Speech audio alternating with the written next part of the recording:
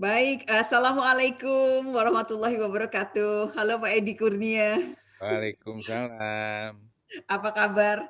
Alhamdulillah sehat. Tambah seger aja, Ya, kita harus jaga kesehatan.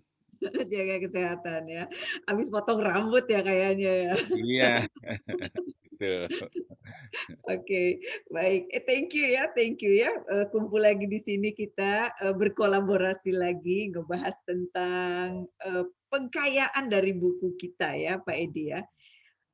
Saya, tertarik sama, judulnya, Medan Laga Kompetisi. Ini pasti bakal seru nih, judulnya aja udah Medan Laga Kompetisi ya. Iya, Mungkin, eee medan laga kompetisi ini bisa saja, orang ini saingan dengan persaingan yang luar biasa ini bisa pakai, strategi-strategi baru, misalnya dengan strategi bisa saja ya yang kalau iya, pakai gaya-gaya iya, yang dulu, gaya-gayanya strategi harga, strategi promosi, strategi pelayanan, dan lain sebagainya. Nah, iya, apa yang ingin ditawarkan nih hari ini? Kita lihat ya Pak Edi ya. iya, iya, silakan. Hmm, hmm. Bentar Pak Edi. I need to on dulu. Ya, ya. Mana ya? Mungkin Pak Edi bisa sharing dulu sedikit, Pak Edi. Iya, Anything? Ya, eee, baik, sambil saya siap. sambil menunggu materi yang disiapkan oleh Bu Mona atau ditayangkan Bu Mona, Mhm, mhm, sore ini atau hari ini saya ingin berbagi informasi atau berbagi diskusi dengan mhm, tema seperti yang disampaikan oleh Bu Mona tadi, medan laga kompetisi. mhm, Nah, kenapa medan laga kompetisi?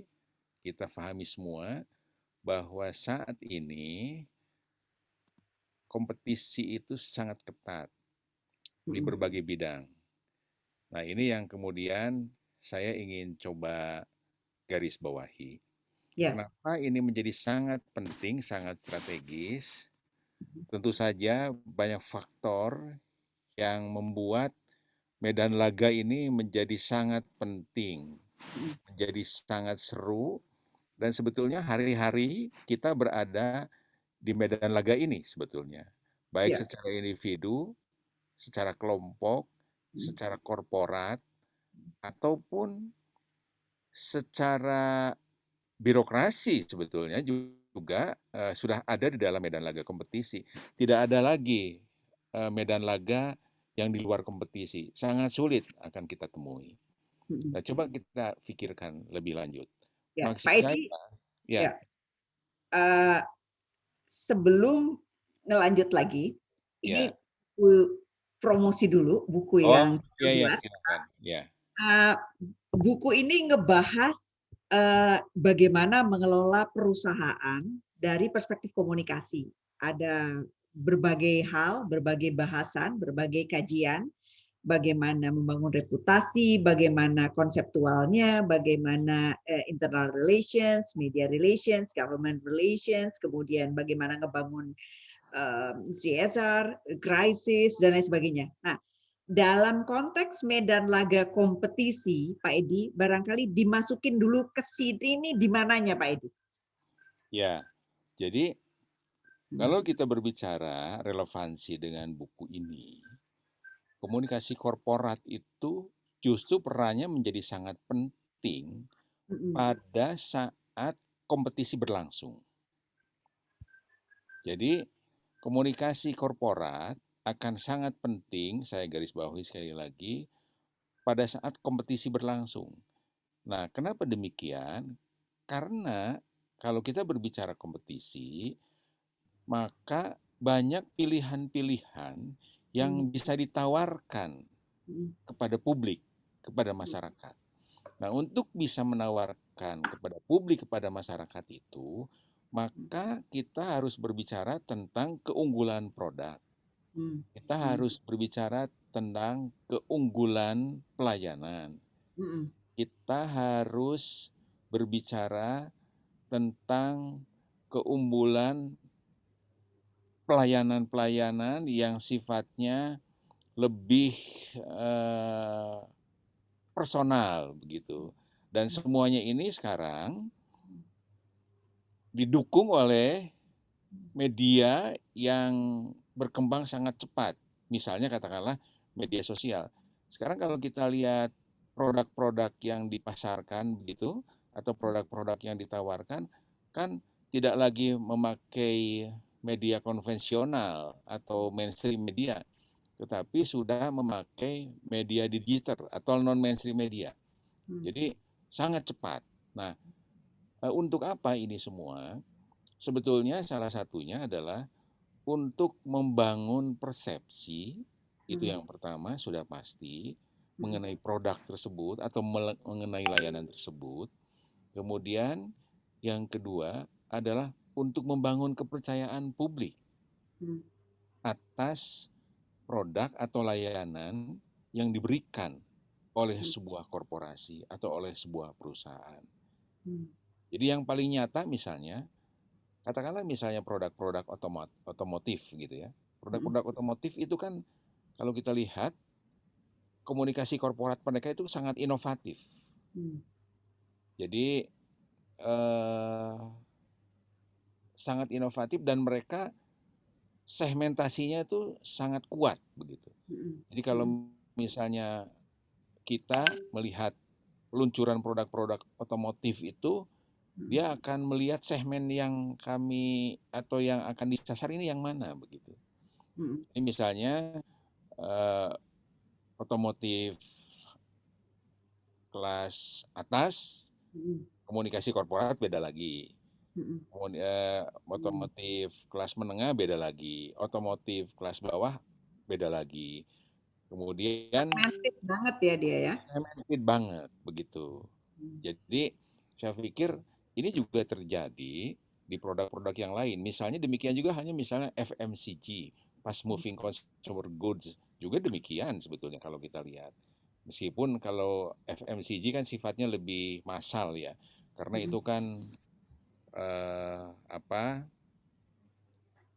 pasarnya sangat sasaran pasarnya sangat lebar gitu maksud saya.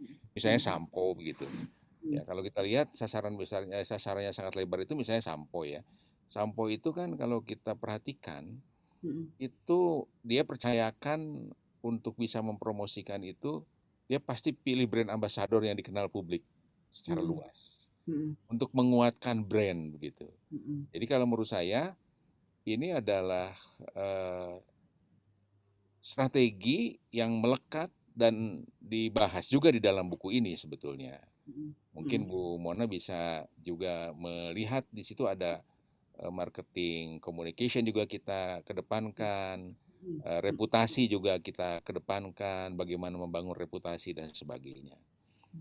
Menurut saya sih ada semua di dalam buku ini. Nah, sekarang kalau kita berbicara di buku ini, kaitannya begitu, di era pandemi itu ada yang kita garis bawahi mengenai krisis komunikasi, ya kan? Nah, krisis komunikasi. Tapi kalau kita berbicara korporasi, kan kita tidak berbicara semata-mata tentang krisis komunikasinya itu sendiri.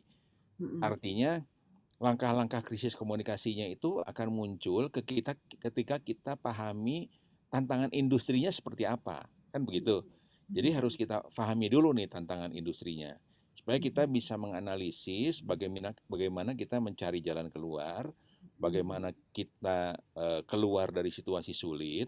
Nah, dalam konteks pandemi ini, dan ini sangat aktual begitu, kita kan paham ekonomi sangat lesu, tidak bisa dihindarkan lagi di tengah-tengah kelesuan tersebut dalam konteks bisnis atau dalam konteks apapun selalu ada peluang pertumbuhan.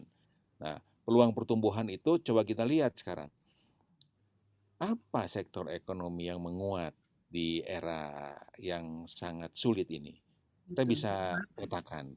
Misalnya sektor ekonomi yang menguat itu di sini ada 8 sektor ekonomi yang menguat, tetapi 1 dan 2 ini pertanian dan UMKM ini adalah sektor ekonomi yang menguat. Namun UMKM juga ada potensi sektor ekonomi yang melemah, kan begitu. Kenapa bisa dua Proposisi sektor ini bisa kontras. bisa ada juga menguat, bisa ada juga melemah. Karena Ya. begini, kalau berbicara bisnis, kadang-kadang kan kita harus pahami bahwa ini perlu modal untuk bisa menjalankan bisnis ini. Peluangnya besar, kan begitu. Pertanian dan UMKM peluangnya besar untuk tumbuh karena masyarakat sangat butuh. Betul. Tetapi kalau daya dukung permodalannya lemah, dia juga sulit untuk berkembang, kan begitu. Yang ketiga, jasa logistik, jasa telekomunikasi ini menguat, digital khususnya kita pahami itu. Kemudian elektronik juga demikian, makanan dan minuman karena itu adalah merupakan kebutuhan pokok. Kimia, farmasi dan alat kesehatan, ya tentu saja dalam situasi pandemi ini akan menjadi sebuah kekuatan yang memang semua orang membutuhkan. Misalnya, kalau kita lihat sekarang kan perspektifnya sebetulnya dari banyak hal bisa kita lihat. Vaksin misalnya, ya kan? Vaksin itu dalam situasi pandemi memang sebuah kebutuhan yang harus segera ditemukan dan mulai 2021 vaksinasi sudah mulai dijalankan di berbagai negara termasuk di Indonesia kan. Nah, itu dalam konteks kebutuhan untuk solusi kemanusiaan. Artinya solusi kebutuhan sosial masyarakat. Tapi di sisi yang lain ada perspektif yang lain juga kalau kita berbicara tentang tantangan dan peluang dari sisi bisnis, itu juga merupakan peluang bisnis sebetulnya bagi sektor di bidang farmasi, kan begitu, ya kan? Padat Tekstil, modal ini. Yang iya menarik betul. padat modal ya. Iya. Makanya kalau kita baca atau kita ikuti mengenai vaksin misalnya, itu kan opini pro kontranya juga banyak. Oh ini banyak muatan kepentingan bisnis. Ya segala macam sih kalau sudah dalam situasi sulit, apalagi lingkupnya sangat besar, itu dari mulai eh, tentu saja yang pertama itu diutamakan adalah bagaimana mencari jalan keluar dari kesulitan pandemi ini, tetapi juga karena lingkupnya sangat besar, itu kan seluruh dunia memerlukan. Ada juga aspek politik, ada juga aspek ekonomi dan sebagainya, biasalah itu. Dan saya pikir ini tidak bisa kita lepaskan dari background supaya kita pahami bagaimana sebuah kesulitan atau krisis ini bisa kita sikapi. Kemudian yang 8 adalah tekstil Ya, dan Pak produk Edi, bentar, tekstil. Pak Ya, Edi. ya, Yang lain-lain saya bisa mengerti ya. ya, Oke, agree ya. Tetapi nomor 8 ini, tekstil dan produk ya. tekstil ini kok bisa menguat ya? Gimana tuh? Ya, jadi eh, karena kan begini ya, tekstil dan produk tekstil ini memang lingkupnya kan lingkup yang lebih luas ya. Jadi tekstil kan tidak selalu hanya pakaian dan sebagainya. Tapi kan sekarang banyak juga dibutuhkan dalam situasi sangat sulit itu, dalam situasi pandemi, hal-hal yang memang memerlukan dukungan dari produk-produk tekstil. Ya, Betul. misalnya, APD ya, Pak Edi iya ya. APD, Masker. kemudian masker dan sebagainya. Bayangkan ya APD ini kan dibutuhkan di seluruh dunia begitu, ya. Betul. Jadi produk-produk yang akan mendukung jalan keluar dari situasi kesulitan ini pasti akan tumbuh, kan begitu. Ya, ya, ya. Iya. Nah, kalau kita lihat sektor melemah, ya kita nggak usah bahas terlalu jauh, kita paham sekali pariwisata saya kira itu susah sekali saat ini, konstruksi juga demikian, transportasi darat, laut, dan udara juga kesulitan, kecuali logistik ya, karena memang itu urat nadi begitu, tapi transportasi darat, laut, dan udara itu kalau Bu Mona lihat, salah satu yang paling terpukul kalau dari transportasi tentu saja perusahaan penerbangan ya. Ya, Perusahaan betul. penerbangan itu betul-betul karena memang itu sangat sangat besar, Jadi dampaknya menjadi sangat luar biasa, tapi tidak berarti darat seperti bis, laut, kapal laut juga sama sebetulnya. Mm, Tapi ini semuanya betul-betul memukul ya begitu. Ini yang keempat adalah pertambangan. Saya kira kita tahu pertambangan juga terpukul, keuangan juga terpukul, mm, mm, pasti begitu. Jadi perbankan kalau Bu Mona lihat di laporan eh, perbankan di tahun 2020, kinerja 2020 pada umumnya menurun, mm, mm, karena memang terserang eh, mm, pandemi ini. mm, Otomotif juga demikian, itulah sebabnya ada kebijakan apa untuk PPNBM dihilangkan mm, atau ditiadakan mm. untuk per Bantu yang Maret. melompat. Iya Mm, betul, per Maret dan per April untuk mobil-mobil yang cc-nya lebih besar mm, ya. Jadi itu UMKM yang tadi udah kita bahas atau sudah disampaikan, UMKM dan pertanian mm, sebetulnya dia punya potensi menguat juga, dan betul sebetulnya ada potensi, tapi karena namanya juga pertanian dan usaha kecil dan menengah, betul-betul diperlukan modal kerja supaya mereka tumbuh, sehingga ini perlu didorong begitu, mm, supaya dia berada di sektor menguat. mm, Jadi saya pikir ini adalah gambaran saja bahwa krisis ini memang memang nyata dan kita merasakan. mm. Jadi kalau bergerak di dunia bisnis betul-betul luar biasa Ya, ya, ya, hebat sekali, krisis yang sangat besar setelah 1 abad, ketika 1918 ya, 1920 ya, ya. ketika flu Spanyol merebak dan kemudian sekian abad kemudian. Nah, Seabad ya, benar hampir seabad ya atau iya, lebih ya? ya Hmm, betul, hampir ya seabad lebih lah, seabad lebih, ya kan? luar Nah, biasa. ini kita lihat sekarang. Nah, eh, sekarang di situasi krisis yang tadi, Hmm, ya, di situasi krisis yang tadi, ini kan tidak ada bisnis yang monopolistik tadi, iya, ya kan? hmm, Itu bisnisnya adalah bisnis kompetitif semua. iya, Nah, kalau kita berbicara bisnis kompetitif yang sekarang kita hadapi atau bertahun-tahun sudah kita hadapi ini, ya saya akan memberikan judul di sini, atau saya ingin memberikan judul bahwa di dalam dunia kompetisi, makanya saya sebut tadi medan laga kompetisi, itu hmm, tekanannya itu luar biasa. iya, Jadi tekanannya luar biasa. Apa saja tekanan luar biasa terhadap industri ini? Kalau kita berbicara bisnis adalah berbicara industri, bisu. Ya pasti di dalamnya ada national interest atau kepentingan-kepentingan negara, itu kan tidak bisa eh, tidak bisa dinafikan dan dia harus didahulukan, ya iya, kan? Nah, hmm, kepentingan-kepentingan negara ini atau national interest ini hmm, itu akan mewarnai berbagai kebijakan-kebijakan. hmm, Dan ini tidak mudah, artinya bukan tidak mungkin dia mempengaruhi bisnis ya, hmm, pertumbuhan begitu kan. Itu kalau kita lihat dari perspektif national interest. hmm, Nah, kita lihat lagi di perspektif yang berikut, itu adalah eh, kebutuhan apa user needs dan lifestyle hmm, itu terus berubah kan. Jadi hmm, evolusinya terus terus berjalan, hmm, dan itu tidak bisa dihindarkan.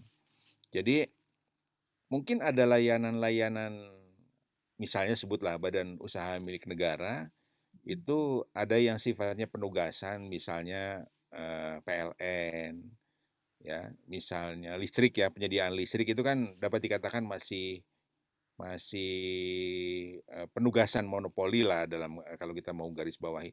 Tetapi PLN kan tidak bisa berdiam diri. Kritik masyarakat sekarang kan sangat tajam, hmm, ya kan? Jadi dia mau tidak mau, mungkin konteksnya masih penugasan, hmm, tetapi perilakunya kan harus perilaku yang kompetitif, Iya, dalam cara melayaninya, gitu maksud saya. betul, betul. Jadi ekosistemnya memang sudah berubah begitu, Hmm. ekosistemnya sudah berubah, ya. Demikian juga yang lain ya, kita bisa lihat.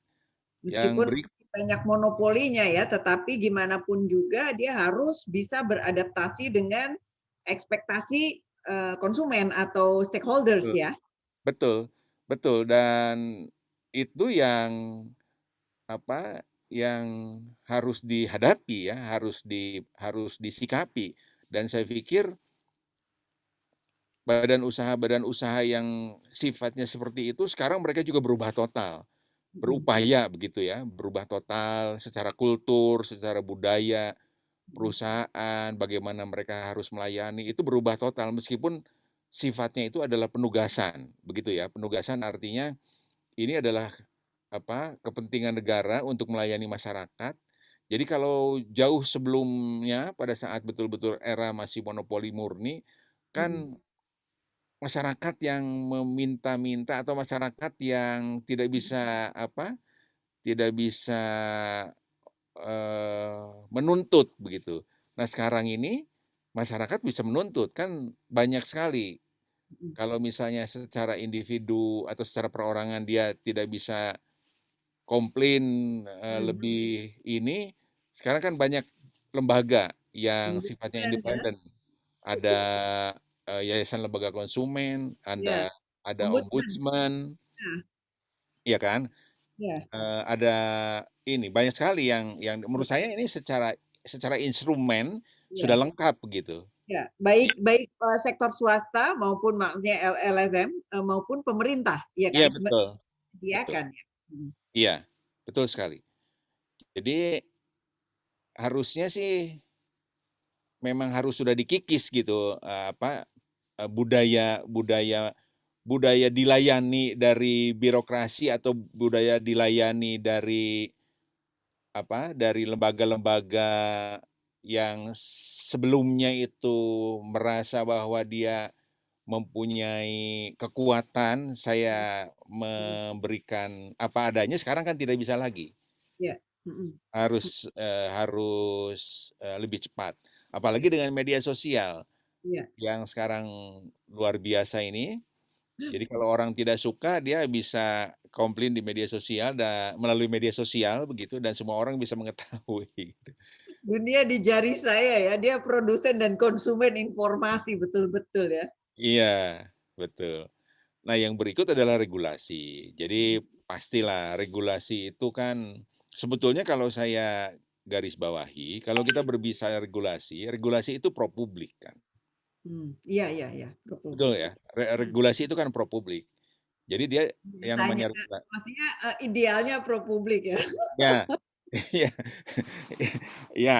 Artinya gini, dalam konteks saya ingin berbicara dalam konteks keilmuan yang namanya regulasi, Ya, tentu saja pro publik kan, karena kan yang namanya pemerintah itu kan sebetulnya tidak boleh memihak, betul nggak? betul. Ya, Pemerintah artinya, eh, memihak kesejahteraan masyarakat karena iya, artinya eh, kalau pemerintah membuat regulasi kan semua orang harus mempunyai kesempatan yang sama, begitu kan maksudnya? betul, betul. Tentu saja dengan persyaratan-persyaratan yang ditentukan. Nah, dalam konteks bisnis atau dalam konteks industri, tentu saja buat industri mereka ingin berpihak kepada industri yang sedang berjalan, yang sedang mereka jalankan kan begitu. Betul. Tapi ya artinya dari sisi industri, wah ini regulasi ini Ya, ya. bisa menjadi ancaman. Kita Ya, sudah bahas tentang government relation kan di buku itu. betul, betul. Jadi dia bisa menjadi ancaman nih. Bahkan kalau misalnya regulasi itu betul-betul tidak sesuai dengan lini bisnis, itu bisa mempengaruhi pertumbuhan bisnis atau kinerja bisnis mungkin 30 sampai dengan 40% kan begitu. Hmm. Ya, jadi besar sekali pengaruhnya. Jadi itulah sebabnya mungkin Bu Mona di dalam buku yang ditulis itu oleh kita itu betapa pentingnya government relation terkait dengan regulasi ini. Jadi peran ini betul-betul sangat strategis begitu. Peran ini betul-betul sangat strategis. Oke. Kemudian yang berikut adalah teknologi tentu saja. Evolusi teknologi ini luar biasa, cepat sekali ya, bahkan mungkin bukan lagi evolusi sebetulnya, revolusi teknologi kan cepat sekali. Udah industri 4.0, nanti akan masuk lagi ke industri 5.0, begitu kan. Era digital sangat cepat, luar biasa begitu. Dan semuanya akhirnya mau tidak mau, semua industri atau lini bisnis mau tidak mau akan bukan akan terikat ya, mau tidak mau dia harus selalu terkait dengan perkembangan teknologi begitu. Ya. Ya. Kemudian yang berikut adalah pertumbuhan ekonomi. Kalau kita berbicara pertumbuhan ekonomi, ya tentu saja pertumbuhan ini kan ada dua ya, pertumbuhan positif. Kalau kita kaitkan dengan konteks pandemi, pertumbuhan positif itu adalah akan terjadi pada bisnis-bisnis yang menguat. Tadi kan ada tuh bisnis-bisnis yang menguat. Jadi misalnya farmasi kan begitu, itu bisnis-bisnis yang menguat. Alat kesehatan, telekomunikasi, ICT, digital itu adalah bisnis-bisnis yang menguat ya salah satunya. Kemudian pertanian dan UMKM tadi kita sebutkan juga meskipun dia ada sisi lemah karena dia perlu modal kerja yang besar. Kemudian banyak sekali, ada yang melemah pariwisata, hospitality sekarang dalam situasi yang sangat sulit, begitu kan. Jadi pertumbuhan ekonomi itu ada pertumbuhan ekonomi positif, ada pertumbuhan ekonomi negatif. Ya, pertumbuhan ekonomi positif akan berpengaruh terhadap industri, pertumbuhan ekonomi negatif juga demikian. Misalnya kalau kita lihat dalam lingkup pertumbuhan ekonomi dunia atau yang berpengaruh terhadap pertumbuhan ekonomi domestik 2020, kan pertumbuhan ekonomi kita minus 2, sekian persen, saya lupa tuh 2, sekian persen. Nah, akan berbeda halnya apabila ekonomi kita tumbuh, misalnya di tahun 2021 akan diproyeksikan tumbuh 5,4% atau 5, sekian persen, 5,4% misalnya, meskipun sampai dengan triwulan 1 berakhir agak berat begitu kelihatannya ya. Kalau kita lihat, ya tentu semuanya akan berpengaruh terhadap industri. Artinya kalau kita tarik dalam konteks bagaimana manajemen ini mengambil sikap, ya ini kan masih kategori krisis nih. Ya dalam ketidakpastian ini salah satu yang harus digarisbawahi ya bagaimana dilakukan efisiensi ya, dalam pengelolaan bisnis, pengelolaan manajemen kan begitu. Karena kalau misalnya kita tidak melakukan efisiensi dalam konteks manajemen korporasi, sulit untuk bertahan, apalagi untuk perusahaan-perusahaan atau bisnis-bisnis yang tidak menguat, ya kan? Jadi sangat luar biasa. Kemudian yang berikut adalah tekanan yang sesuai dengan tema kita kali ini adalah medan laga kompetisi, adalah kompetisi itu sendiri. Jadi semuanya ini sebetulnya mempengaruhi pertumbuhan dan semuanya ini adalah mau tidak mau akan terkait bagaimana bisa bertahan di era yang sangat sulit dan era kompetisi yang juga sangat tajam. Nah, ini saya garis bawahi atau saya berikan ilustrasi terkait dengan tekanan dari segala arah ini. Gitu Bu Mona yang Pak Edi, saya mau komen sedikit ya. Pak Edi, jadi kalau ini dihubungkan dengan strategi komunikasi korporat, itu banyak sekali yang harus diadaptasi ya, harus apa ya? Kita menyesuaikan tantangan dengan tanggapan kita, begitu ya. Misalnya dari marketing komunikasi, itu kita harus benar-benar melihat titik mana yang bisa dikembangkan untuk marketing, termasuk dari produknya dan lain sebagainya. Kemudian media relations juga perlu ya. Jadi komunikasi membangun komunikasi dengan konsumen, dengan community, ya kan? Karena evolution of users need itu juga harus memahami ekspektasi dari pengguna, ya kan? Ya. Jadi Ya betul. benar-benar membaca, apa yang diharapkan oleh pengguna. Kemudian government relations juga penting. Kemudian memperhatikan, eee eee, kemampuan di internal untuk mampu beradaptasi, dengan budaya-budaya baru, ya kan? Kalau Iya, misalnya kita perusahaan yang misalnya perusahaan yang, sudah cukup lama begitu ya, yang dengan budaya yang sudah berkembang lama, sementara dengan gaya yang misalnya birokrasinya begitu kuat, itu, harus beradaptasi dengan tekanan segala arah yang, kayaknya hidupnya baru gitu ya, kayak yang dulu dulu laku, gaya yang dulu laku kita seriusin, udah nggak laku lagi sekarang gitu. Atau udah betul. banyak perubahan sekali gitu, Pak Edi. Iya betul. Ditambah dengan, tekanan kondisi dunia saat ini, kondisi ekonomi saat ini, economic growth ini juga benar-benar pengaruhnya, selain Iya dari betul. kompetisi. Betul sekali, betul sekali. Ya tapi, untuk studi, Mhm, menarik situasi apa, situasi artinya gini, mhm, eee, situasi sulit ini mhm. bisa menjadi bahan studi yang mungkin, banyak sekali begitu yang bisa digali Iya, begitu maksud saya. iya, iya, iya, Jadi betul-betul luar biasa. Nah, iya. sekarang tinggal bagaimana kita menyikapi atau bagaimana kita mengambil perspektif yang mana yang mau kita ambil begitu. Tadi, saya ngobrol sama, Mas Gumi, Arya Gumilar, dia Direktur Digital Reputations, Ya, dia quote tentang apa yang disampaikan oleh Pak, apa namanya, eee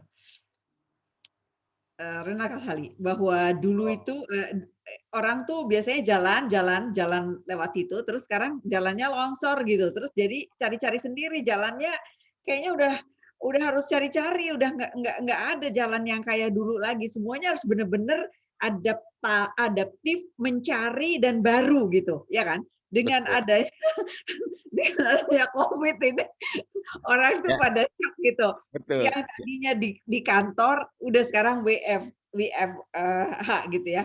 Iya, WFH itu harus meramu produktivitas tetap berjalan, harus ada strategi baru kan Pak Edi, iya kan? iya, iya, iya, betul tadi, betul. Itu ilustrasi yang menurut saya juga bagus ya. Artinya, ya Mhm. kalau kita ibaratkan jalan, ya jalan ini longsor semua sekarang ini kan begitu. Iya kan? Jalan ini kan longsor semua, sehingga kita harus mencari jalan lain kan begitu, Ya, ya. ya kan? Pak Edi, boleh nggak sedikit Pak Edi, Ya silakan. bisa sharing nggak tentang pengalaman di perusahaan-perusahaan tempat Pak Edi, yang, pernah berada dan sampai sekarang? Eee eee, dalam konteks ini dengan, medan laga kompetisi baik sebelumnya di Telkom, kemudian juga atau di Infomedia atau di Peruri dan lain sebagainya, gimana? Ya, Mhm, jadi begini, saya akan melihat perspektif industrinya saja. Jadi misalnya kalau kita berbicara industri ICT, industri digital, kalau kita berbicara industri ICT dan industri digital di Indonesia, kan mhm, tidak bisa lepas dari berbicara tentang kalau badan usahanya kita tidak bisa tidak lepas berbicara dengan Telkom, Telkomsel, Excel, Indosat, makanya saya gambarkan di sini. mhm, Demikian juga perusahaan-perusahaan yang lain. mhm, Ini adalah perusahaan-perusahaan yang luar biasa kompetitif. mhm, Jadi mhm, Bu Mona mengalami sebagai pelanggan ya, mhm, sebagai mhm, masyarakat. Jadi mhm, mungkin saya berada di situ, bekerja di situ adalah, termasuk memikirkan bagaimana strategi komunikasi mhm, kepada publik supaya bisnis di industri ini tetap menjadi market leader kan begitu, mhm, mhm, ya. Nah, mhm, tetapi dari sisi customer atau sisi masyarakat, sebutlah misalnya masyarakat, Bu Mona misalnya, mhm, itu dengan kompetisi ini, oh iya bener ya, kompetisi ini malah saya sebagai anggota masyarakat, saya diuntungkan. mhm, Kenapa mhm, diuntungkan? Karena saya bisa mhm, memilih kan, kalau saya tidak merasa nyaman dengan satu operator, saya berpindah saja kepada operator yang lain, kan Iya, begitu. iya. Kalau saya tidak nyaman dengan layanan perbankan tertentu, ya saya pindah aja ke perbankan yang lain. Jadi sebetulnya semudah itu. Tapi begini, kalau kita berbicara industri kompetitif, Mm, itu banyak sekali yang harus difikirkan. Strateginya banyak sekali harus dikembangkan. Tentu mm, saja secara korporat banyak sekali bagaimana perencanaan strategisnya dan sebagainya. Tapi katakanlah mm, berbicara tentang lingkup strategi komunikasi, itu juga harus difikirkan bagaimana ini supaya kita bisa merebut pasar. mm, Mungkin konteks marketing communication di sini sangat dominan. Jadi misalnya perang harga begitu, price mm, war, mm, ya. Price mm, war ini kadang-kadang kan beberapa tahun yang lalu mm, eh, karena price war-nya sangat tinggi, mm, itu layanan seluler misalnya bisa ditawarkan dengan 0 rupiah kan begitu. mm, mm, mm, Ya kan? mm, Itu sebetulnya sudah perang perang harga kan begitu. mm, Lalu kalau dipikir untuk apa? Ya sebetulnya untuk menambah jumlah pelanggan kan, untuk memperkuat base customer begitu kan. mm, Jadi mm, harus kalau misalnya mau jadi market leader ya harus punya base customer yang banyak begitu ya. mm, Jadi itu memang luar biasa. Jadi saya ingin mengatakan bahwa dalam situasi kompetisi yang sangat ketat, belanja belanja untuk merayu pelanggan juga menjadi besar. Ya kan, belanja belanja untuk merayu pelanggan kan menjadi besar, meningkat tinggi sekali. Artinya belanja untuk merayu pelanggan itu artinya iya, begini, ya biaya iklan menjadi sangat tinggi. iya. Dan biaya iklannya juga harus menyesuaikan dengan evolution of Iya, users in lifestyle. betul. Ya. Ya, jadi begini, trennya kan begini. Jadi Mm, kalau ada satu produk baru diluncur, jadi gini, produk baru diluncurkan itu, produk mm, yang baru diluncurkan itu kan berdasarkan hasil survei, hasil mm, riset, mm, bagaimana ini pasar yang mana yang dituju dan sebagainya. Oke, sesudah matang, mm, jenis produknya ditentukan, surveinya menunjukkan, oh ini tepat di sasaran ini, maka dalam periode kompetisi yang sangat ketat di saat itu dan juga sebetulnya sekarang ya, itu mm, oke. Dulu masih berbicara tentang iklan konvensional begitu misalnya ya. mm, Konvensional itu maksudnya di televisi, kemudian masih pakai mainstream, banyak pakai mainstream di surat kabar, majalah. Itu tinggi sekali, 3 bulan pertama itu harus tinggi. Ketika 3 bulan pertama harus tinggi, mm, maka itu kita lihat produk ini ketika iklan atau promosinya sangat tinggi, penjualannya juga tinggi kan begitu. mm, mm, Ya kan, mm. supaya lurus antara belanja iklan dengan penjualan produk yang baru ini, kan Ya. begitu. Mm, Tapi jangan salah, setelah 3 bulan itu ketika ini turun, mm, ya, kalau produknya bagus, maka ketika iklannya mulai diturunkan, mm, produknya harusnya terus tumbuh, kan begitu. mm, mm. Tetapi Karena sudah seringkali diterima. Mm, artinya artinya produknya diterima begitu ya. mm, Tetap kalau misalnya iklannya sudah mulai turun, setelah 3 bulan mulai turun, lalu mm, kemudian produknya masih terus naik, mm, itu artinya produknya diterima masyarakat, ya mm, kan? Tapi untuk memelihara atau untuk meningkatkan terus persepsi publiknya, itu tetap promosinya harus tetap ada, meskipun tidak setinggi 3 bulan sebelumnya misalnya. Namun ada juga produk 3 bulan naik gitu karena iklannya juga tinggi. Ketika iklannya mulai turun, produknya juga turun, mm, mm, mm, ya mm, kan? Nah, mm. produknya juga turun. Nah, ini apa? Rayuannya udah nggak kuat Ya, lagi, nah jadi artinya harus ada dua yang harus dilakukan. Pertama adalah evaluasi produk, kemudian betul, yang kedua betul. adalah mungkin belanja komunikasinya harus ditinggikan lagi gitu. Iya, iya, iya, iya. Maka Atau Pak, strateginya juga bisa jadi tadi kita ngobrol ya Pak ya, ternyata ya, misalnya yang gaya jualannya itu odading mang oleh misalnya gitu ya, ya, itu kan jadi naik kan gitu dengan gaya ya, yang aneh gitu, ya kan? Maksudnya yang ya, oleh corporate mainstream gitu ya, corporate yang udah established itu pakai gayanya gaya-gaya yang wah keren banget, mahal banget gitu ya, yang, Ya, oleh apa, perusahaan yang startup atau yang menengah aja, aduh enggak deh, kemahalan tuh gitu ya. iya, Itu nggak betul. terjangkau. Sekarang dengan gaya yang berbeda sekali, lifestyle masyarakat yang adaptif dan dunia di jari saya, semua orang bisa ini, itu perlu ada terobosan-terobosan baru untuk Iya, bisa ya kan, tekanannya itu enggak tekanan yang pakai gaya kemarin gitu, Pak, iya bisa betul, jadi. betul. Jadi begini Bu Mona, sebetulnya, eee, sebetulnya yang namanya korporat itu Mhm, inginnya sih belanja belanja belanja promosi ya, belanja, untuk marketing communication itu, inginnya juga kita lebih efisien begitu ya, iya, artinya tidak terlalu belanja jor-joran begitu. betul. Mhm, Nah, namun karena waktu itu beberapa belas tahun yang lalu ya, pilihannya adalah masih media konvensional, mhm, maka mau tidak mau itu belanjanya cukup tinggi, hanya memang harus memberikan nilai kepada perusahaan, produknya harus naik. Dia tetap jadi belanja iklan besar nggak apa-apa, tapi kita menjadi market leader, kan begitu. mhm, Karena mhm, kalau kalau sudah menjadi market leader, Bu Mona, mhm, itu sulit enak, untuk digoyahkan betul, kalau sudah menjadi market leader.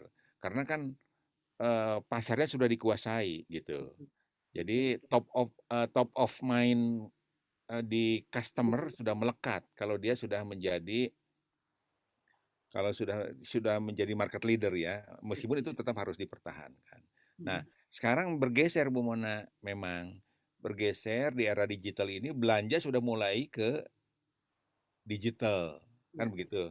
Jadi platform digital sekarang sudah banyak sekali iklannya di YouTube misalnya, mhm, itu kalau, eee, kita membuka YouTube kan sudah penuh dengan iklan-iklan. betul, Ya betul, kan? Jadi kalau misalnya kita buka Facebook sudah penuh dengan iklan. mhm, mhm, Jadi itu mulai beralih ya, mhm, mulai beralih.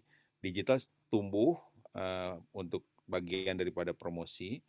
Tetapi ada yang menarik di Indonesia sebetulnya. Nanti mungkin di tema berikut kita bisa bahas. mhm, Itu belanja iklan di Indonesia mhm, itu kalau misalnya kita sebut aja misalnya 100 triliun ya, belanja mhm, iklan di Indonesia, sebut aja mhm, 100 triliun ya, mhm, dalam 1 tahun.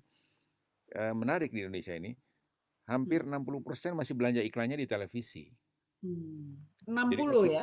ya, jadi kalau misalnya 100 triliun belanja iklan, semua semua industri, mungkin juga government atau ya industri, government dan sebagainya, yang paling banyak pasti industri lah. Itu 60%, antara 55 sampai 60% itu masih dibelanjakan di televisi. Mhm, Free to air terutama. Free to air itu ya televisi yang seperti kita kenal gitu ya. mhm, Itu masih sekitar 55 sampai 60%. Jadi masih mhm, sangat besar memang. Jadi kalau kita lihat FMCG begitu, itu kan masih sangat tinggi ya. Misalnya apa? Sampo, mhm, sikat gigi, betul. odol, Pepsodent dan sebagainya. Nah, ini nanti saya coba di tema berikut. Jadi Mhm, nanti kita lihat mhm. Oke. di era pandemi ini Bu Mona, di era pandemi kecenderungannya adalah Mhm.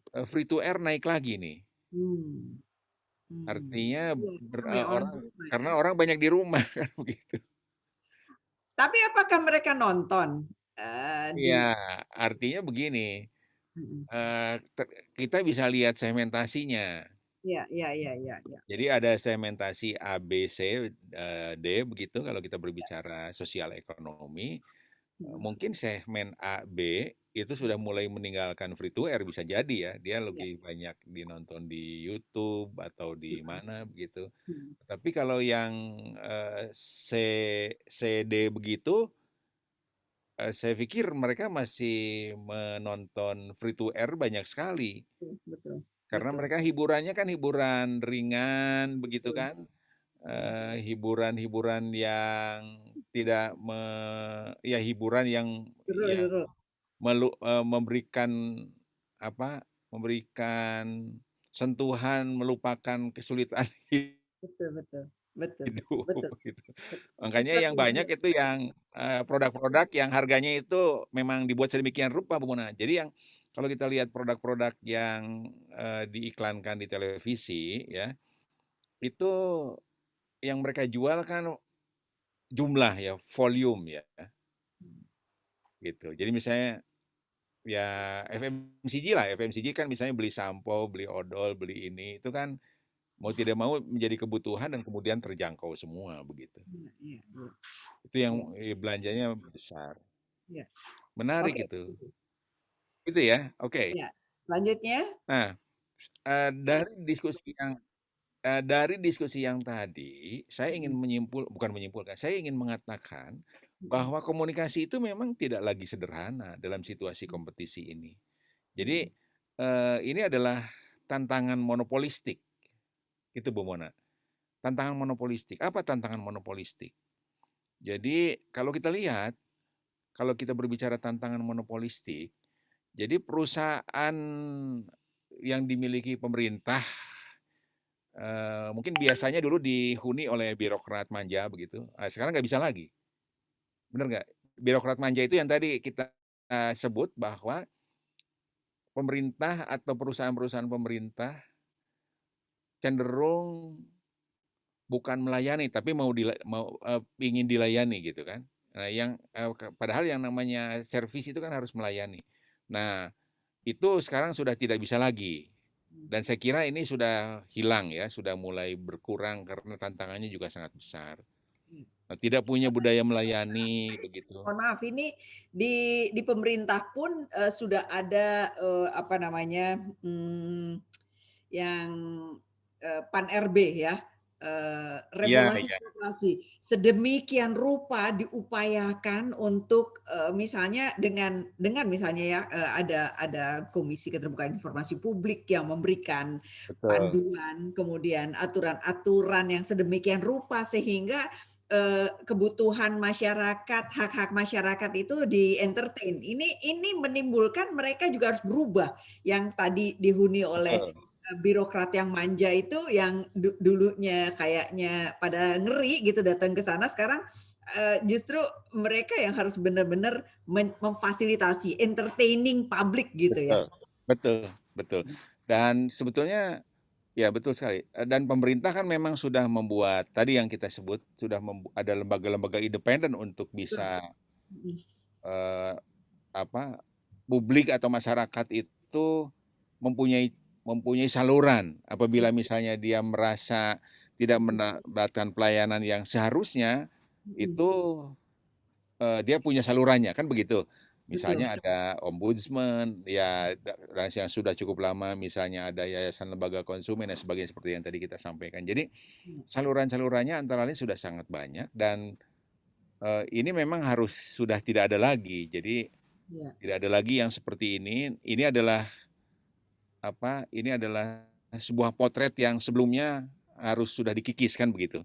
iya, iya, Jadi tadi, monopoli saya kira tidak ada tempat lagi, karena monopoli juga bisa boros, karena kan kurang nah, kontrol ya, begitu. Karena pemerintah atau masyarakat itu kan atau publik itu kan ikut mengontrol juga sebetulnya. Apalagi tadi kita paham semua ada undang-undang keterbukaan informasi yang sebetulnya publik kan berhak mendapatkan semua informasi dari dari semua dari semua kepentingan yang ada, kan begitu ya.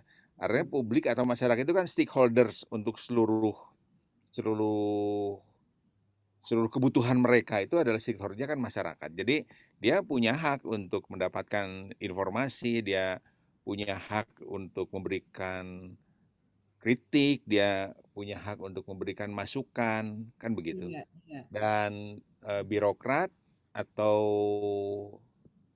birokrat atau korporat begitu, itu mempunyai kewajiban untuk memberikan pelayanan yang baik, memberikan kewajiban untuk memberikan informasi yang lengkap, mempunyai kewajiban untuk selalu proaktif gitu, tidak lagi berpikir monopolistik, iya, dan mempunyai kewajiban, di luar era pandemi pun yang namanya manajemen korporat dan mungkin pemerintah negara juga sama, itu mempunyai kewajiban juga untuk melakukan efisiensi, karena itu efisiensi kan memberikan nilai tambah terhadap produktivitas gitu. Pak Edi, kalau apa namanya, kalau di pemerintah aja ya, yang memberikan pelayanan kepada masyarakat, itu saja sudah ada aturan yang seperti yang tadi Pan-RB, kemudian ada Iya, manajemen satu pintu, kemudian ada good corporate governance, kemudian ada aturan-aturan ISO dan lain sebagainya. Itu aja sudah dengan sedemikian rupa, terus nanti kalau nggak dikerjain ada yang menghukum misalnya ya, Komisi, Keterbukaan Informasi Publik pun juga ada loh, bisa bisa bisa apa, bisa ada regulasi-regulasi yang mereka bisa sampaikan, kemudian ombudsman dan lain sebagainya. Itu untuk pemerintah ya.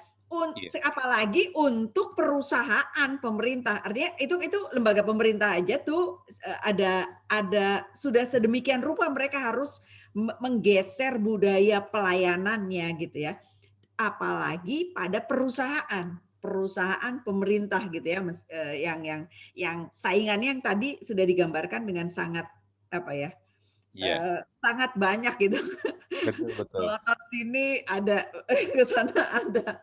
Ya, jadi makanya saya tulis di sini, tantangan manajemen adalah mengubah citra Ya atau ya ya, reputasi yang sudah lekat dengan stigma monopoli betul. sebelumnya begitu, Ya ya. menjadi sangat positif, profesional, bertanggung jawab, transparan, bersih, dan persepsi positif lainnya. Jadi Mmm, ini adalah langkah yang tidak bisa ditawar lagi, harus ke arah sana begitu. ya. Terutama untuk perusahaan pemerintah ya, BUMN ya, Pak Edi ya? Iya betul. Karena kan yang namanya perusahaan pemerintah atau BUMN ini kan milik rakyat Indonesia. Jadi mereka kan Ya. melihat semua begitu. Ini kan perusahaan negara yang rakyat juga mempunyai hak untuk mengawasi, mempunyai hak untuk mendapatkan pelayanan terbaik kan begitu. Dan saya pikir ini sekarang sudah mulai langkah Iya. ke sana sudah bagus begitu ya, artinya bukan sudah ya, ya sudah bagus dalam pengertian ada langkah-langkah memang menuju ke arah sana supaya menjadi lebih baik begitu. Meskipun rakyat itu pemilik sah daripada, perusahaan BUMN ini, tetapi rakyat akan tetap memilih perusahaan yang memberikan harga dengan lebih baik, dengan lebih murah, ya Iya, kan, Pak ya, Edi? Jadi, betul. saingannya juga ada ini swasta ya, Pak Edi ya? Ya, betul, betul. Oke. Nah, baik. Jadi kalau kita tarik Heeh. yang namanya komunikasi korporat Mhm. itu lebih dari sekedar pencitraan korporat begitu. Mmm. Mmm. Ya, lebih dari sekedar pencitraan korporat. Jadi jauh lebih besar begitu. Jauh lebih besar ya. Ya, jadi makanya pola one to many Mhm. digunakan efektif untuk membangun opini publik begitu. Jadi Mmm. bagaimana nih opini publik itu Mhm. supaya terbentuk Mhm. dan baik. Tapi jangan salah kalau kita berbicara opini publik, pembentukan opini publik Mhm. itu jawabannya atau modalnya begitu, bukan jawabannya ya. Modalnya adalah kinerja. Mhm. Iya. Jadi kalau kinerja salah yang harus dilakukan adalah kinerjanya baik. Iya, Kinerja keuangannya bagus, kinerja betul layanannya bagus, kan begitu. betul. Jadi ketika kinerjanya bagus, dirasakan langsung oleh masyarakat, maka otomatis opini publik positifnya akan terbentuk gitu. Iya Kan begitu. Jadi iya.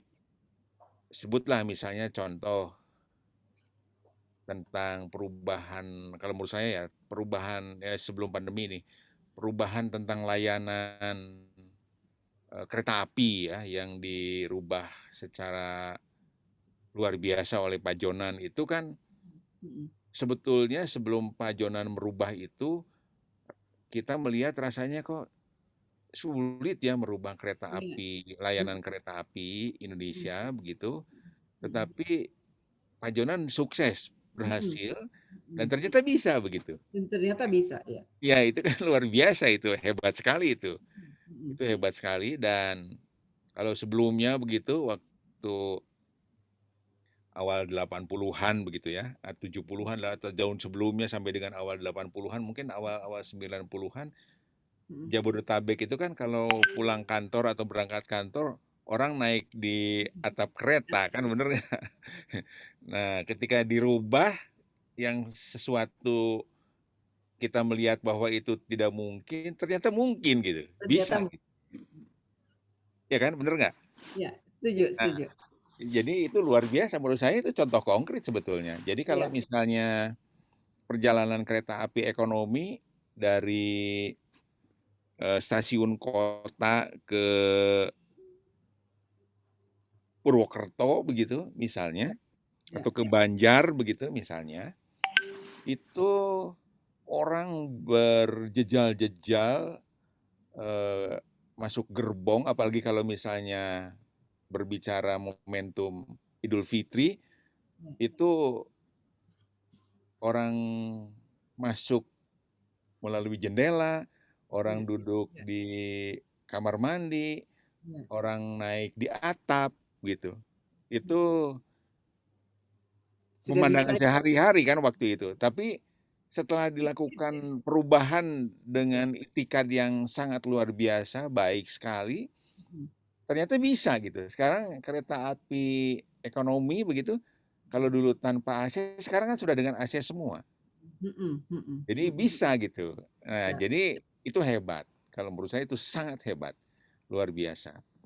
Saya Ya, juga sekarang ngelihat gini Pak Edi tentang jalan raya yang kepatuhan berkendara di jalan raya yang sebelumnya ini dengan adanya pendekatan baru dalam punishment ya, barangkali siapa yang tidak mematuhi aturan berkendara di jalan raya akan mendapat punishment yang nggak pakai ini, nggak pakai polisinya langsung datang ke rumah tuh harus bayar segini dan lain sebagainya. Itu juga mungkin metode yang eh, kita tunggu ya, apakah itu iya, berhasil apa enggak gitu. betul. Jadi intinya adalah stakeholders itu harus selalu well informed, Iya, iya. ya. Jadi tak kenal maka tak sayang gitulah kira-kira. Stakeholders itu harus selalu well informed. Iya. Ya, masyarakat itu kan stakeholders apa? Semuanya ini begitu. Jadi luar biasa itu menurut saya bisa gitu. Apakah kita bisa melakukan perubahan? Buktinya bisa kita melakukan perubahan dan hebat gitu kan.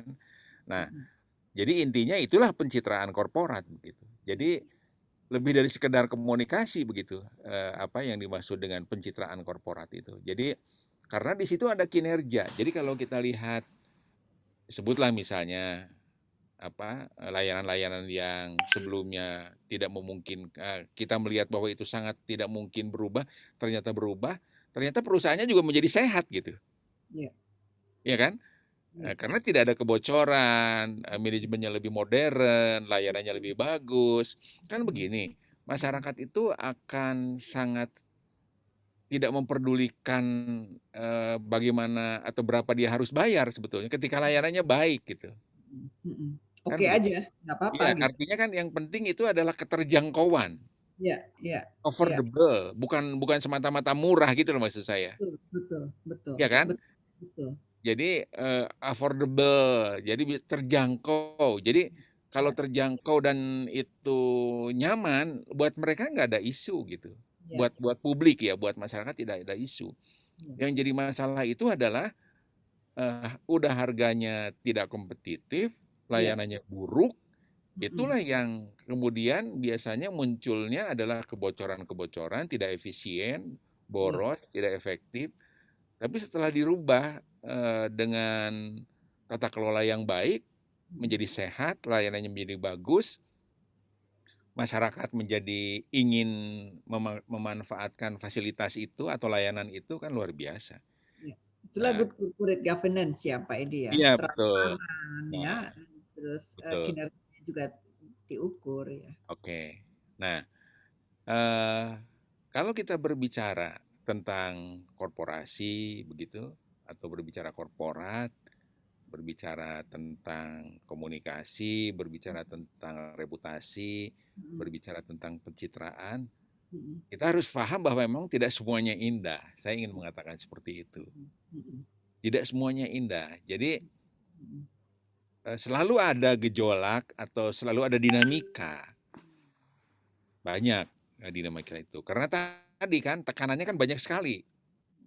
mm, Tekanan yang banyak sekali yang kita tadi diskusi di awal, mm, ini adalah menciptakan dinamika-dinamika di dalam perjalanan mm, mm, setiap setiap setiap korporasi atau setiap lembaga.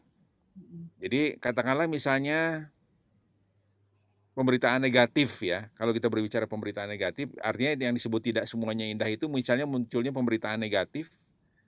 Tentu saja kalau kita berbicara pemberitaan negatif dapat menjatuhkan kepercayaan publik dan mempengaruhi kinerja perusahaan. betul. Kinerja perusahaan itu bottom line rentan. Bottom line itu misalnya kinerja ya kalau kita berbicara bottom line, laba bersih menjadi turun misalnya kan Mm, begitu. Nah, mm, itu yang disebut rentan itu laba bersih. Bisnis menjadi turun. Nah, ketika laba bersih turun, investor kan terpengaruh. mm, Nah, ketika investor terpengaruh, ya harga saham di bursa turun kalau kita berbicara perusahaan publik kan begitu. Jadi eh, tidak mudah sekali, mengelola ini, mengelola korporasi, mengelola manajemen korporasi, mengelola reputasi itu sangat berat, sangat kompleks, ya. Pak Edi, apa yang terjadi kalau ada demo, kemudian ada anjlok keretanya, atau kilangnya terbakar, atau misalnya ketidakpuasan seperti itu? Itu gimana tuh, apa yang harus dilakukan untuk dalam situasi tidak semua indah ini begitu? Upaya Iya, yang paling iya, pertama harus dilakukan terkait dengan masalahnya dan juga komunikasi pada masyarakat. Kan tadi iya. menjaga. Baik, kalau kalau sudah pada tahap itu, maka tahapnya adalah krisis kan begitu, Mhm, mhm. ya kan? Jadi sudah masuk kepada pengelolaan manajemen krisis. Ya. Jadi kalau kita berbicara manajemen krisis dengan isu-isu yang bisa atau bukan isu ya peristiwa-peristiwa yang terjadi, ya Mhm, tentu saja manajemen krisisnya harus dikelola secara terpadu, kan mhm, begitu. mhm, Dikelola secara terpadu itu supaya apa? Supaya pertama korporat sendiri tidak bingung, mhm, ya, mhm. korporat sendiri tidak bingung karena korporat itu dalam konteks manajemen ya kan bukan hanya bagaimana menyampaikan informasi kepada Betul, publik, betul. tetapi bagaimana juga mencarikan jalan keluar Atas dari masalah krisis yang tersebut. terjadi, Betul, krisis betul. Itu yang korporat paling ya. utama dulu, heeh. Ya betul. Jadi yang harus disatukan dulu apa ini sebetulnya krisis korporatnya harus dipetakan dulu, ya. Mhm. Jadi dipetakan dulu. Nanti setelah dipetakan itu, nah harus Solusinya. ditetapkan siapa yang memberikan penjelasan kepada publik Mhm, mhm, supaya tidak banyak yang menyampaikan dengan apalagi dengan sumber yang berbeda, maka penerimaan masyarakat menjadi akan beragam dan itu tidak bagus. Jadi harus satu sumber, ya. Jadi kalau kalau kita berbicara krisis, mhm, harus ada analisis yang tajam terhadap peristiwa yang terjadi. mhm, Kemudian setelah dipetakan, ada penanganan terhadap manajemen internal, kan begitu, tindak mhm, lanjut operasional, mhm. pengamanan produksi, Betul. kan begitu. Komunikasi Lalu kepada investor ya, ya, ya bagaimana harus lalu menjelaskan juga kepada investor, tekanan bagaimana government, media, banyaklah bagaimana harus menjelaskan kepada media, bagaimana harus menjelaskan kepada pemerintah kan begitu, pemerintah. government. Artinya secara singkat Mhm, seluruh stakeholders harus mhm, mendapatkan mhm, informasi yang akurat, mhm. ya kan? Akurat dan segmented sesuai dengan ekspektasi Ya, mereka, begitu ya? ya betul, betul. Mhm. Oke. Oke, Nah, Pak Edi, ini. jadi ini Mhm, kelihatannya yang mhm, terakhir ya.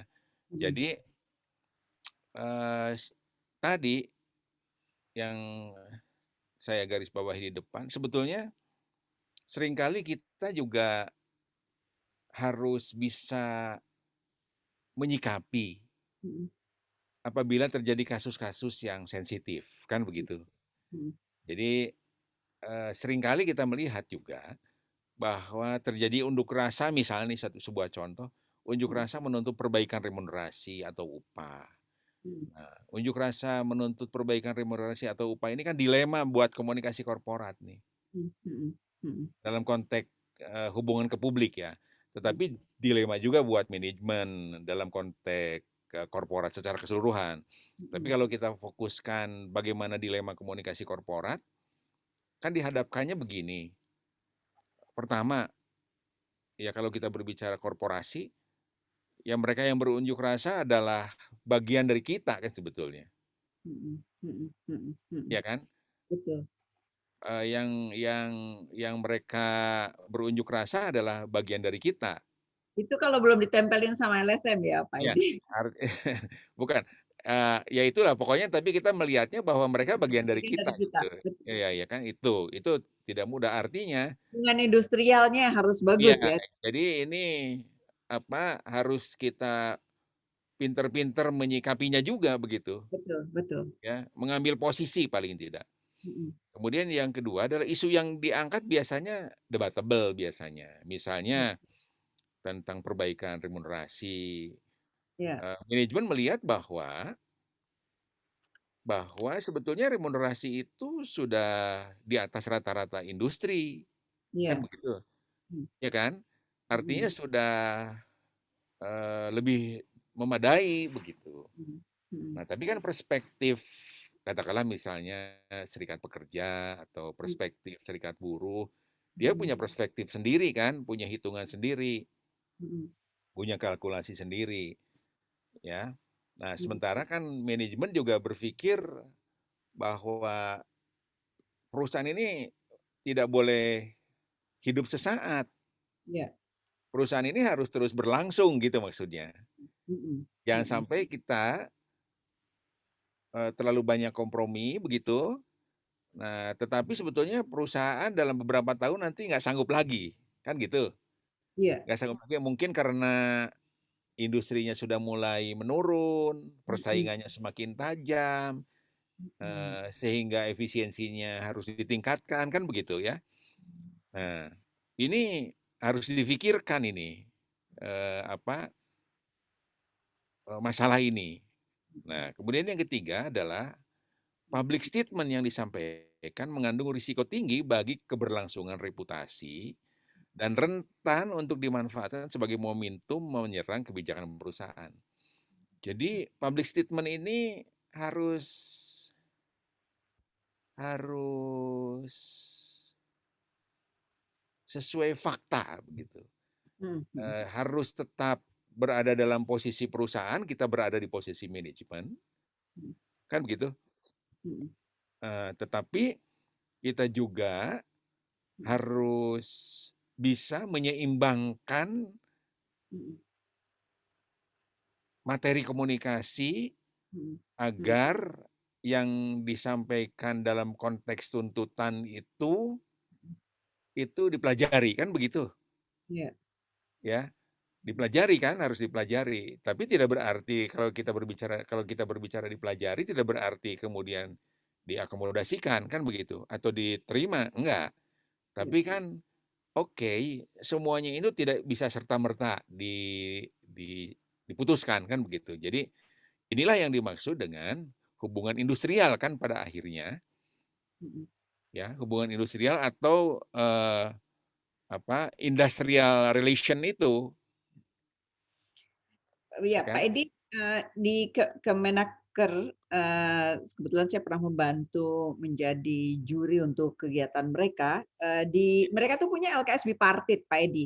LKS Betul. bipartit itu lembaga kerjasama bipartit yang, merajut hubungan industrial yang harmonis agar pengusaha tetap berusaha dan pekerja dapat tetap bekerja dengan kesejahteraan yang cukup. Karenanya ada dialog-dialog yang memungkinkan dua perwakilan ini bisa duduk setara dan mendiskusikan permasalahan mereka.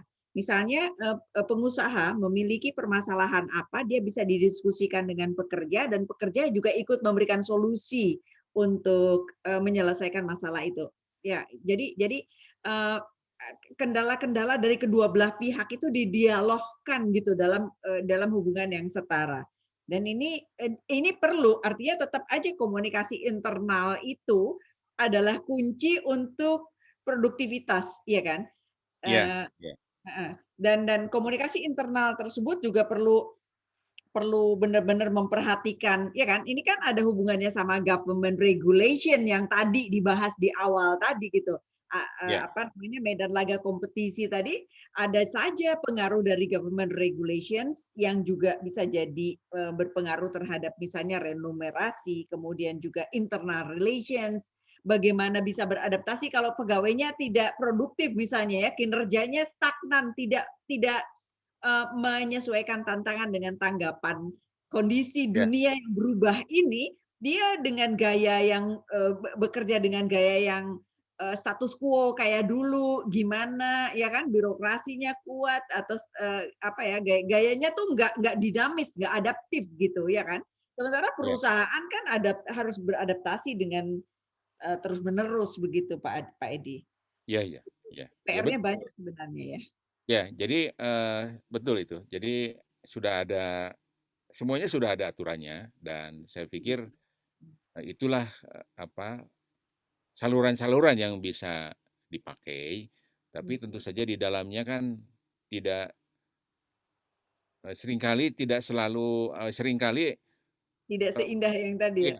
ya, seringkali pendekatan-pendekatan yang lebih personal itu Iya.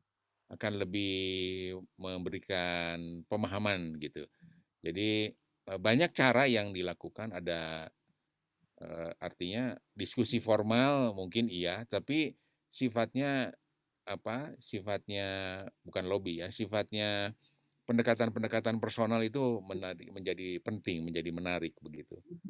Dan Pak pada Edi, akhirnya ya, dalam hubungan itu kita bisa melihat komunikasi, jadi rumus dari komunikasi korporat itu kan diantaranya ada marketing communication, organizational communication, sama management communication. Organizational communication itu harus benar-benar dimanfaatkan sehingga internal communication-nya bagus ya kan, yang iya, kayak iya, iya, komunikasinya eh, personal, tidak tidak ya kan, tidak selalu formal begitu ya kan, informal iya, juga perlu. Karenanya yang mengelola di bidang, internal communication di perusahaan juga perlu secara kreatif mencari seluk-seluk, eee, apa ya, dialog yang cantik gitu di antara internal ya, Pak Edi, ya? iya, betul. Iya. Jadi, eee, apa, tidak ringan, tidak mudah dan saya pikir ini adalah sebuah hal yang menarik yang apa, yang bisa dipelajari begitu. Saya kira begitu ya, Bu Mona ya? Very nice Pak Edi, luar biasa ya. Ya, Mencerahkan sekali, kita juga bisa belajar banyak, saya suka ya Pak Edi tadi menatakan tentang medan laga kompetisi di, industri yang benar-benar harus cepat, terus-menerus beradaptasi gitu, ya kan, dengan ya, tantangan-tantangan baru ini. Peta yang tadi yang di awal-awal tadi cantik sekali, sehingga kita juga, di para, apa, praktisi komunikasi dan akademisi komunikasi tidak solely mikirin tentang gimana, isu komunikasinya, tetapi secara keseluruhan ya kan, eee ya, eee, industri ini tuh, dipengaruhi oleh berbagai berbagai hal begitu ya, Pak Edi. ya, betul, betul sekali. Oke, so thank you very much untuk sharing-nya hari ini. Mudah-mudahan makin banyak yang tertarik untuk, mempelajari komunikasi korporat, termasuk juga membaca buku kita ya, Pak Edi, ya. Ya, baik. Ya, terima kasih ya. Terima kasih Pak Edi, sampai Ya, ketemu lagi. ya, Wassalamualaikum yuk, warahmatullahi wabarakatuh. baik. Sehat-sehat selalu. Eee Bye.